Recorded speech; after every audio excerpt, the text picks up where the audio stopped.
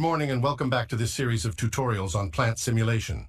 In the previous video, we learned how to solve more complex problems by using tables and buffers and make our models more visual using icons. Today, we will solve an even more complex exercise for which we will have to expand our range of plant simulation objects. This is the exercise that we will solve today. In this case, we are going to try to replicate a logistics flow of a company, which produces 3 different types of parts that arrive in random order. They are loaded 4 by 4 into a container and taken to an automated sorting area with a robotic arm. As this is the 5th video in the series, we are going to start with the class objects that we will already need in the special folder for our exercise, and some of them instantiated on the frame. If you have questions about how we got here, I recommend that you watch the 4 previous videos in order, where we explain it in more detail. Before continuing, let's finish configuring the objects that we already have instantiated in the model. For the first source, we will define it to produce containers. We can either open the menu and type the path of our class container, or simply drag it on top. Additionally, we are going to configure it to only produce 5 containers, and to do so at an interval of 1.5 minutes. For the second source, which must produce the 3 pieces randomly, we are going to open it and define its production strategy as random, and assign a table to define the production.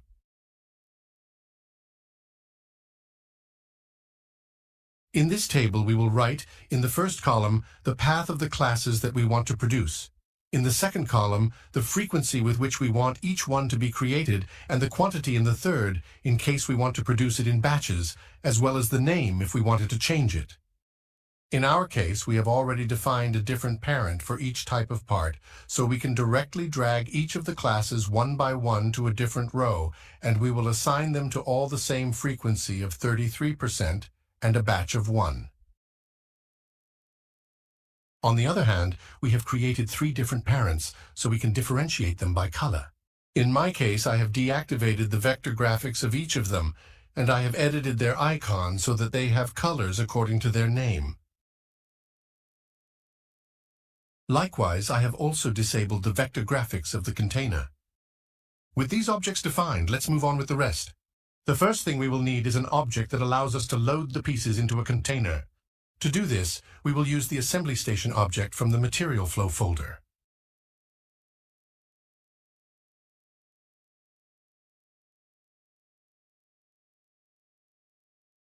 If we open the menu, we will see that it shares most of the tabs with the Station object, including the Times tab, which is identical.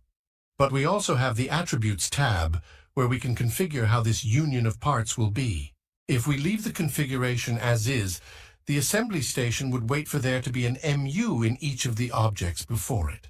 It would then remove all but one of them, wait the processing time defined in the Times tab, and then exit the remaining MU. To understand this process well, we will first define several concepts. On the one hand, there is the concept of predecessor and successor of an object. In both cases, we are referring to other objects of the same frame connected to our object, with the difference in which direction the connection is. We can know this by looking at the direction of the arrows on the connector objects. For example, for our AssemblyStation, we would have 2 predecessors, the conveyor and the buffer, and a single successor, the conveyor 1. But if we have more than one predecessor or successor, how can we know which one is 1, which is 2, or any other? We have several ways. For example, if we place the cursor over a connector and leave it still, this banner will appear with successor information from the point of view of the first object and predecessor information from the second. For this case, for example, the AssemblyStation would be the successor 1 of the conveyor, while the conveyor would be the predecessor 2 of the AssemblyStation. The order of each of the successors and predecessors is the same in which we have made the connections, so it could not fit for you what it appears to me. Another way to look at it would be to go to the View tab, select More, and turn on Predecessors and Successors. In this way, we will see the same information as with the banner, but continuously. Once this concept is clarified, let's return to the Attributes tab of the AssemblyStation. On the one hand, we have the concept of main MU. Normally, this will be the MU where we want to load the rest of the MUs, and we will define it by indicating to the assembly from which predecessor it will arrive to us, in our case, 2. Once this is defined, the next step will be to indicate the assembly mode, which may be attach MUs or delete MUs. For example, if we are simulating a welding of several components, it would be logical that only one MU would remain at the exit of the assembly station, so we should choose delete MUs. In our case, however, since we are simulating the loading of parts into a container that must then be depalletized, we are going to choose attach. Next, we can define if we want the resultant MU to be the main MU, which we defined at the beginning, or another new class that we can define below. We are going to stick with our main MU. The last option indicates when the assembly station process time will be executed, whether before, during, or after all the necessary parts are loaded. In our case, we are going to leave it by default. It only remains to explain the first option, the assembly table. By default, it comes as none, so the object assumes to wait for a piece from each predecessor. However, if we expand the selector, we will see that we have several options. We can define the assembly by predecessors by MU type or by MU type according to the main MU. We are going to define it as a table according to predecessors. When doing so, a button appears that opens an assembly table. In this table, we must indicate how many pieces should be taken from each predecessor of the assembly without counting the main MU. In our case, according to the exercise statement, we are going to define that we want to take 4 pieces from the predecessor 1. Now we can save the changes in the table and in the assembly station. If we now run the simulation at low speed, we will see how the assembly already works. But how do we know that he has taken 4 parts? There is an easy way to check this.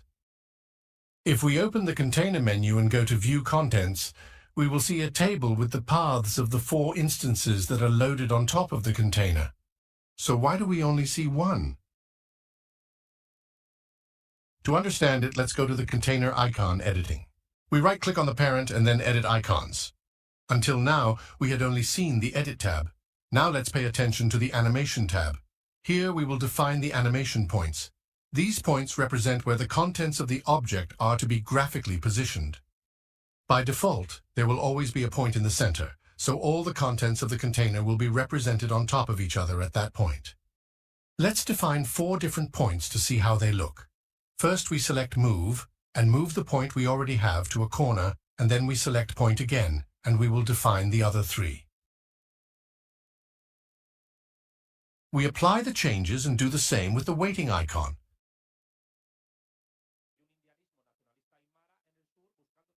If we return to the frame, we now see the 4 parts on top of the container.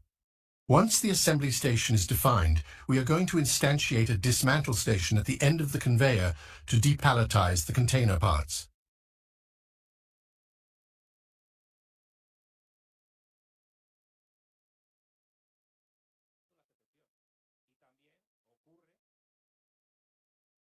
The configuration of this object is simpler than that of the assembly station and shares some concepts. On the one hand, in dismantle mode, we can choose again between creating MUs or dismantling them. In our case, since we want to keep those that were loaded in the container, we are going to select Detach MUs. On the other hand, we will have to define what the successor will be for the main MU and if we want to move it or create a new one. In our case, the successor will be the return conveyor, which as we see is successor number 2. And we want to keep the original, so we will select main MU. Finally, we would have to select the disassembly sequence. With the default option, each MU will be sent to a successor sequentially, except the one we have marked for the main MU. The other 2 options allow us to further customize using a disassembly table, but in our case, we will move all the parts to a buffer, so we will leave the option as default. If we now run the simulation again, we will see how the containers actually arrive loaded to the dismantling station, and it separates the parts on one side and the container on the other.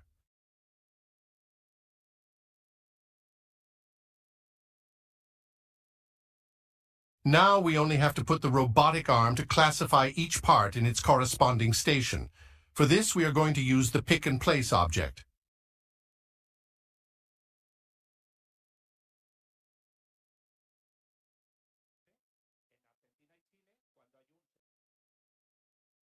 As in the rest of material flow objects that we have seen so far, most of the tabs are shared, so we're going to focus on commenting on the Attributes tab.